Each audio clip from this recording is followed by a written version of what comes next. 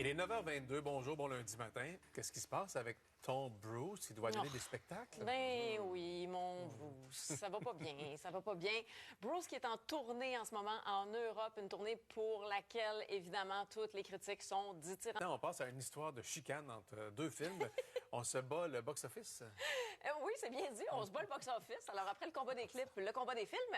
Alors, l'impératrice Furiosa, là, elle a Max et Garfield, le film 2024, sont en train de s'affronter pour la première place au box-office. Deux films qui reviennent dans le temps. Furiosa qui nous raconte les débuts avant que Mad Max arrive dans sa vie et Garfield qui nous raconte une histoire qui se déploie dans son enfance. Là, vous voyez le petit Garfield?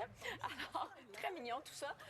Chacun des deux films qui a recueilli 25 millions pour la fin de semaine en territoire nord-américain et chacun des studios pour chacun des films dit que son film s'est classé numéro 1. La vérité, c'est que c'est vraiment nez à nez, coude à coude, dites ça comme vous voulez. Mais une chose est sûre, c'est que ça ne va pas très bien pour les cinémas, pour ce qu'on appelle les super billets avec différents films qui vont sortir et qui seront assurément très courus. Par exemple, Le Détestable Moi. OK. Deadpool va pulvériser les records ça s'en vient convaincus avec Deadpool et Wolverine. Wolverine, Il y aura un gros tapis rouge, d'ailleurs, à Toronto prochainement. Donc, c'est deux films bobine à bobine, si je comprends bien. C'est ça. Nez à nez, tête à tête et tout ça. Un album du Nouveau-Brunswick avec un artiste qui s'appelle David Miles. Oui, David Miles, il y a beaucoup de gens qui le découvrent ces jours-ci puisque c'est lui qui a fait la première partie du groupe Styx, autant au Nouveau-Brunswick, dans les Maritimes, qu'au Québec, chez nous. Alors, David Miles, il vient tout juste de lancer, là, en fin de semaine, son 16e album. Ça s'appelle Devil Talking. Alors, il vient de Fredericton. Il y a quelque chose de très émouvant, je trouve, chez David Miles. Quelque chose de country, de blues, de rock à la fois. C'est un gars qui n'a pas peur de se mettre à nu, de tout laisser sur la table et qui aborde des sujets profonds comme l'amour, la perte de la foi en tout genre. Et cette fois, il a décidé de plonger dans ce qui le rend humain, c'est-à-dire la souffrance, les façons d'y faire face. Et la chanson que j'ai choisi de vous faire entendre, elle est très belle. Ça s'appelle « Perdu à Saint-Henri ». Chanson en français sur l'album qui raconte l'histoire d'un homme, probablement lui, qui est bien triste au moment où il visite ce quartier-là où il vivait avec l'amour dont il est maintenant séparé. On écoute « Perdu à Saint-Henri ». Chaque pas fait écho, ta lueur fait défaut sur les murs et dans les flaques d'eau, sur les murs. On va aller faire un tour à Disney, Oui. Mais grâce à des drones cette Oui, fois-ci. oui, oui, Ouais. mais pas pour visiter Disney comme ça avec un pilote de drone très agile, mais plutôt, en fait, des centaines et des centaines de drones, probablement autour de 1000 drones, contrôlés non pas par une main, mais par un ordinateur. Ce sont ces petits drones sur lesquels on a des lumières, des diodes électroluminescentes qu'on peut changer de différentes couleurs. Et il y a eu un spectacle qui était destiné, une espèce d'aperçu qui était destiné pour les employés du parc de Disney.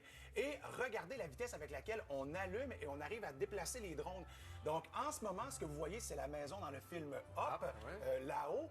Et pendant qu'on est en train de regarder ça, il y a une autre scène de drone, finalement une autre page, si vous voulez, en arrière qui est en train de se préparer et qui va s'allumer, synchroniser avec les drones en avant qui, eux, vont s'éteindre. Donc, on est capable d'aller de plus en plus vite. D'alterner, quoi? D'alterner, mais aussi de proposer de plus en plus rapidement différentes scènes. Avant, ça prenait du temps. On replaçait les drones, tout ça. Donc là, les stratégies s'améliorent, le temps de réaction aussi. Et là, ce qu'on a fait, c'est qu'on a fait un éventail de toutes les propriétés de Disney avec des animations qui, en fait, leur sont propres. J'ai vraiment hâte de voir où tout ça va aller parce que quand Disney embarque dans une technologie comme ça, et ça fait quand même quelques années qu'ils le font, ils vont nous proposer des spectacles grandioses.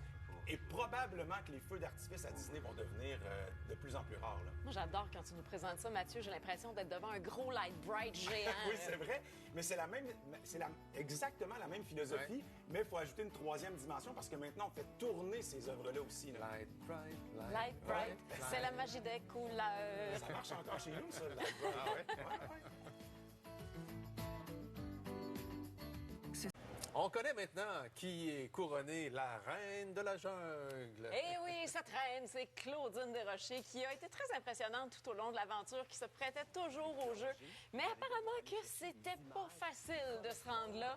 Donc, ce qu'elle dit en entrevue là, au Journal de Montréal, Claudine, c'est que après 16-17 jours dans la jungle, on est tous épuisés mentalement et physiquement parce qu'on dort pas, il fait chaud, il y a des bébites partout. Donc, elle explique qu'elle était vraiment à bout et qu'il était plus que temps que ça se termine. Donc, elle parle aussi du défi final là, avec le fameux bassin d'eau glacé qui a été très difficile. Il y a aussi eu le bassin de serpent, là, vous voyez, qui n'était pas content d'être là. Donc, elle s'est mise, Claudine, à leur parler comme elle parle à ses chiens. Donc, ça l'a calmé un peu.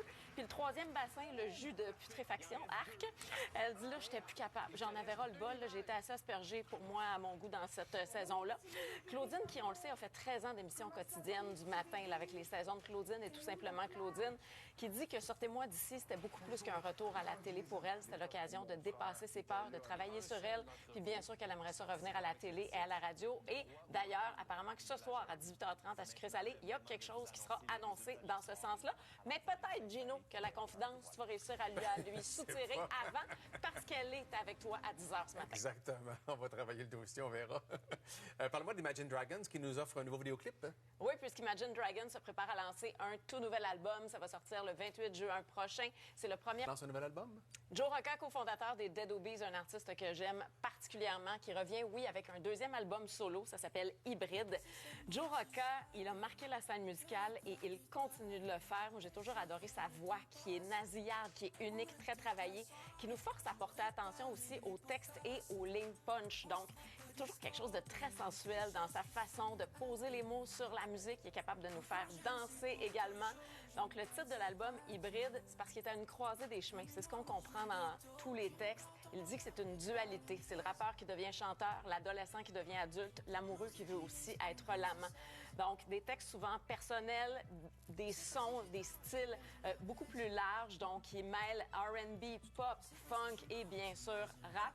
Félix Petit qui l'accompagne à la réalisation, collaborateur des Louanges et d'Hubert Lenoir, entre autres. Et dans le clip qui est très beau, Joe Rocca voulait faire référence autant à Eyes Wide Shut qu'à Omerta, où il se change en maître de cérémonie d'un cabaret secret. On écoute la chanson Blues de Jeans.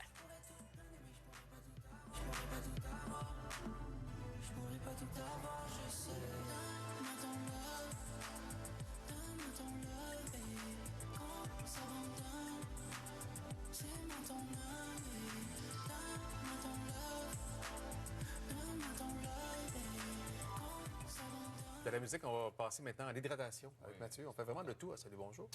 Donc, tu t'hydrates bien habituellement? C'est mon souhait. C'est ton souhait, parfait. Moi, c'est toujours un souhait important quand même. Oui, puis c'est assez, comment je dirais, essentiel à la vie, cette